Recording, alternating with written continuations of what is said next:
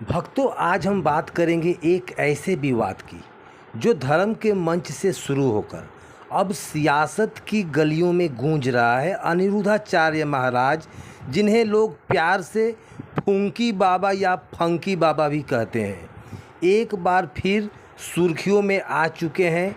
श्री अनिरुद्धाचार्य महाराज, लेकिन इस बार मामला उनके प्रवचनों की मधुर वाणी का नहीं बल्कि उनके उन बयानों का है जो समाज को बांटने और बेटियों के सम्मान को ठेस पहुंचाने की आरोप में झेल रहा है।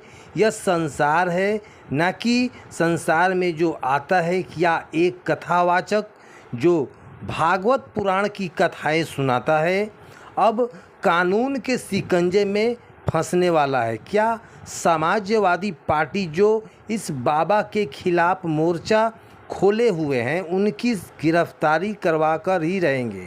और सबसे बड़ी सवाल यह है कि क्या धर्म के नाम पर नफरत का यह कारोबार अब रुकेगा? आइए इस पूरे मामले की तह तक पहुंचते हैं और जानते हैं कि आखिर अनिरुद्धाचार्य के बयानों से ऐसा क्या तूफान खड़ा किया कि पूरा उत्तर प्रदेश सियासी और सामाजिक उबाल में उलझ रहा है। धर्म का मंच जहां से भक्ति और ज्ञान की गंगा बहती है, वहां आज नफरत की पितृ सत्ता और क्रोध का जहर टपक रहा है। अनिरुद्धाचार्य, जो खुद को सनातन धर्म के प्रवक्ता मानते हैं, आज एक ऐसे विवाद में फंसे हैं जहां उनकी बातें न केवल बेटियों के सम्मान को ललकारती है बल्कि समाज को जाति और धर्म के नाम पर बांटने का इल्ज़ाम झेल रही है। उनके एक बयान ने उनमें जिन्होंने 25 साल की बेटियों को 4 जगह मुंह मार चुकी कहा है। ध्यान से सुनिए, यही वो शब्द हैं जिससे सियासती बवाल मचा हुआ है। उन्होंने कहा 25 साल की बेटियों को 4 जगह मुंह मार चुकी है, पूरे देश में आग की तरह फैल गया। यह जो बयान है न केवल स्त्री के सम्मान का अपमान करता है बल्कि खुलेआम बाल विवाह जैसे अपराध को समर्थन देने का भी आरोप उन पर लगा हुआ है। जनता सवाल पूछ रही है, कौन सा धर्म सिखाता है कि एक लड़की की जवानी को फिसल जाना बताकर उसके चरित्र पर कीचड़ उछालना और उनकी जो है मानसिक गंदगी पर सवाल उठाते हो तो यह ब्राह्मण, क्षत्रिय, शूद्र और मुसलमानों के नाम पर समाज को और बांटने की कोशिश करते हैं। समाजवादी पार्टी ने अब इस बाबा के खिलाफ पूरी तरह से मोर्चा खोल दिया है। सांसद प्रिय सहोज, राजीव राय और खुद अखिलेश यादव जैसे नेता खुलकर सामने आए हैं और सवाल दागे हैं, क्या अब यह बाबा बेटियों का चरित्र प्रमाण पत्र भी जारी करेंगे?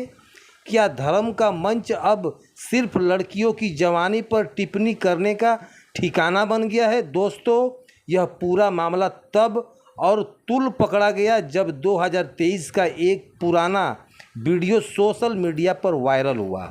इस वीडियो में अखिलेश यादव और अनिरुद्धाचार्य के बीच सड़क किनारे हुई मुलाकात दिखाई देती है।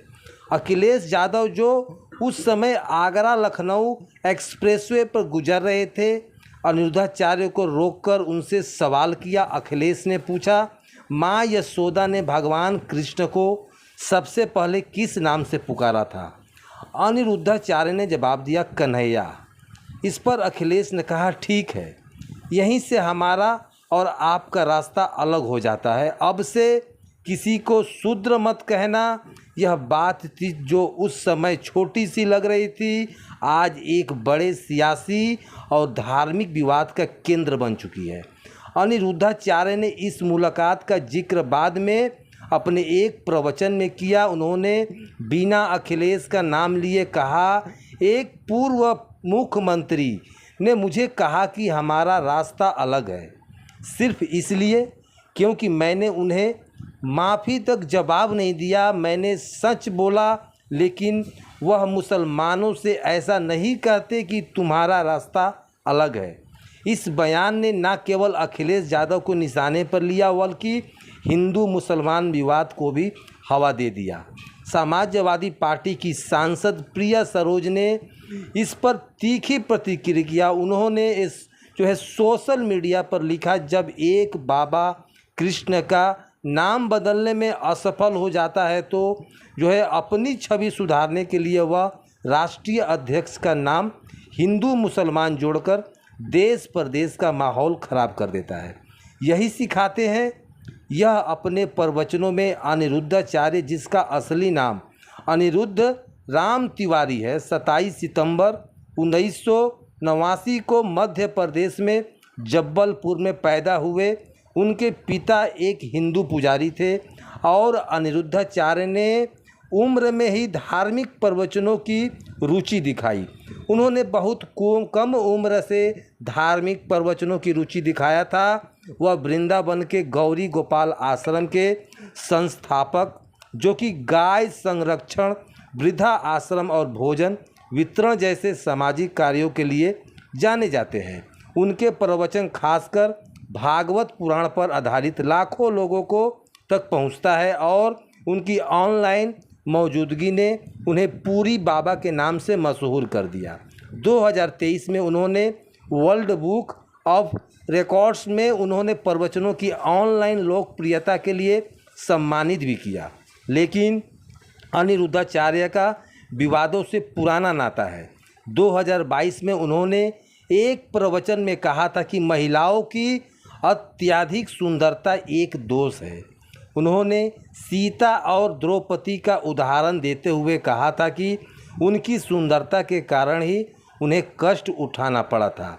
इस बयान की खूब आलोचना हुई और इसे महिलाओं के प्रति अपमानजनक और पीड़ा को दोष देने वाला माना गया।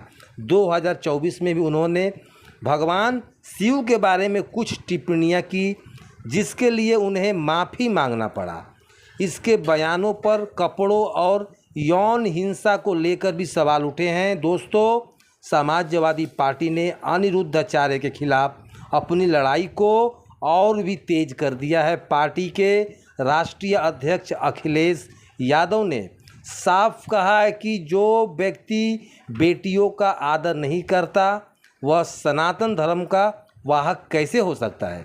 अखिलेश ने यह भी कहा कि जो व्यक्ति भगवान कृष्ण के पहले नाम का ज्ञान नहीं रखता वह कृष्ण कथा सुनाने का हक कैसे रख सकता है। सांसद प्रिया सरोज ने भी इस मामले में कोई कसर नहीं छोड़ी। उन्होंने अनिरुद्धाचार्य को सनातन धर्म से ठेकेदार कहकर तंज कस दिया और कहा कि ऐसे लोग धर्म के मंच का दुरुपयोग करके समाज में जहर को बोने का काम करते हैं।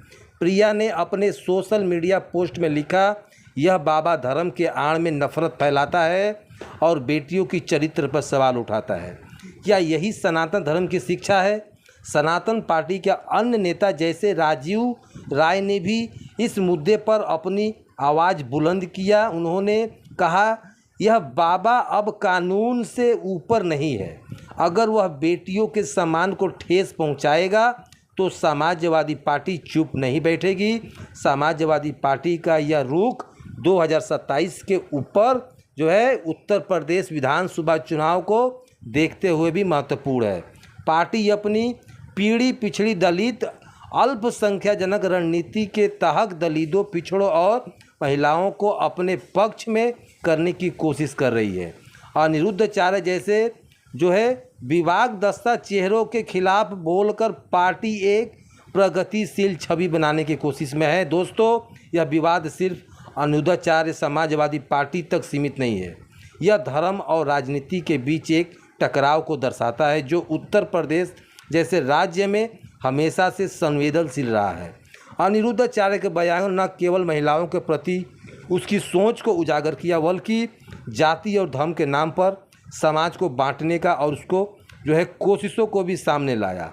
उसके समर्थक जो कि उन्होंने सनातन धर्म का प्रचारक मानते हैं, उनके बचाव में उत्तर प्रदेश आए हैं।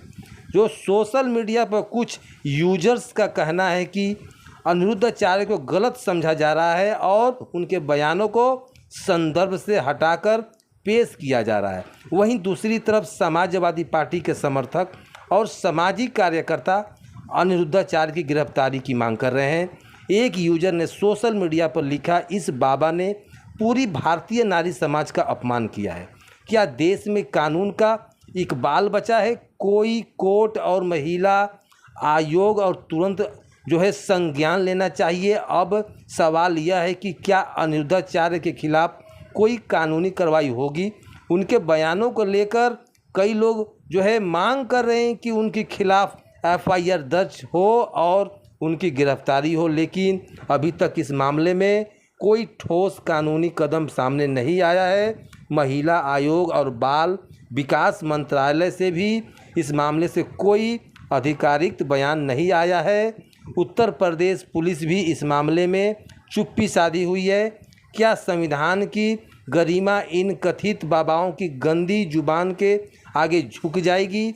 यह सवाल हर उस व्यक्ति के मन में है जो इस विवाद को देख रहा है। समाजवादी पार्टी ने इसे साफ कर दिया कि इस मामले में यूं ही नहीं छोड़ेगी। पार्टी के नेता पर बार बार कह रहे हैं कि अगर कानून ने इस बाबा के खिलाफ कार्रवाई नहीं की तो वे सड़कों पर उतरेंगे, आंदोलन भी करेंगे।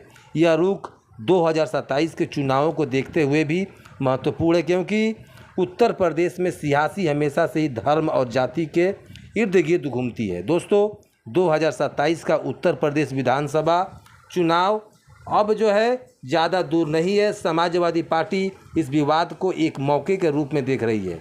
पार्टी ने पहले भी रामचरितमानस के कुछ छंदों पर विवाद के जरिए दलितों और पिछड़ों को अपने पक्ष में करने की कोशिश की थी।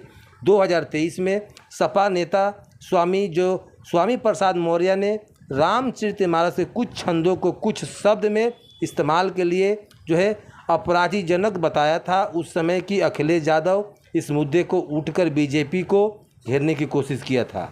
अनिरुद्धाचार्य के खिलाफ पार्टी का रुख भी उसी रणनीति का हिस्सा माना जा रहा है। पार्टी का मानना है कि अनिरुद्धाचार्य जैसे कथावाचकों के बयान दलित, पिछड़ों और महिलाओं के बीच असंतोष पैदा करने का काम करता है, जिससे कि सपा अपने पीढ़ी फार्मूले के जरिए अपने पक्ष में कार्रवाई करना चाहती है। दूसरी तरफ बीजेपी इस मुद्दे पर फिलहाल चुप है, लेकिन राजनीतिक विशेषज्ञों का मानना है कि वह भी इस विवाद को अपने हिंदुत्व एजेंट की एक इस्तेमाल कर सकती है। दोस्तों, अनिरुद्धाचार्य जैसे कथावाचकों की लोकप्रियता एक बड़ा कारण उसकी पहुंच है। उसके प्रवचन लाखों लोगों तक पहुंचते हैं और उनकी बातों का असर समाज के बड़े हिस्सों पर पड़ता है। कई सारे लोग उनकी कथा सुनते के बाद जब आते हैं तो अपने जीवन की कहानी, अपने दुखों को उनके सामने रख देते हैं, यह सोचकर कि अनिरुद्धाचार्य उनकी मदद करेंगे। और इसी को लेकर कई सारे वीडियो इंटरनेट पर तेज़ी से वायरल भी है। लेकिन जब ऐसे लोग बेटियों के चरित्र पर सवाल उठाते हैं या जाति धर्म के नाम पर बंटवारा करते हैं, तो यह सवाल उठता है कि क्या धर्म मंच अब सिर्फ नफरत फैलाने का जरिया बन गया है? सनातन धर्म में भक्ति, प्रेम और समानता की बातें दिखाई जाती है। भगवान कृष्ण जिसके नाम पर अनिरुद्धाचार्य कथाएं सुनाते हैं, वो हमेशा नारी सम्मान और सामाजिक एकता की बात की। लेकिन जब एक कथावाचक उसी कृष्ण के नाम पर बेटियों को अपमानजनित करता है, तो यह सनातन धर्म का अपमान नहीं है? यह सवाल आज हर उस व्यक्ति के मन में है जो इस विवाद को देख रहा है। अब सवाल यह है कि इस विवाद का अंजाम क्या होगा? अब अनिरुद्धाचार्य अपने बयानों के लिए माफ़ी मांगेंगे, जैसा कि उन्होंने 2024 में भगवान शिव पर टिप्पणियां का बात किया था, फिर बस बाद में माफ़ी मांगने का काम किया था। इस बाबा के खिलाफ कानूनी कार्रवाई की मांग करेगी। उत्तर प्रदेश की सियासत में अब विवाद अभी और तुल्य पकड़ा जा सकता है, खासकर तब जब 2027 के चुनाव नज़दीक आ रहे हैं। समाजवादी पार्टी माफ़ नहीं करेगा। तो प्रिय भक्तों, अब आप हमें कमेंट में बताइए, क्या श्री अनिरुद्धाचार्य महाराज जो बयान दिए हैं महिलाओं और बेटियों के प्रति, क्या यह सही है? यदि यह सही है तो आप कमेंट करें, गलत है वो भी कमेंट करें, ताकि हमें भी पता चले कि आज कितने लोग बेटियों को सम्मान में यहाँ पर कुछ बातें अच्छी बोलना चाहते हैं। तो बस आज की जानकारी यहीं तक। हम आपका कमेंट का इंतज़ार करेंगे। धन्यवाद।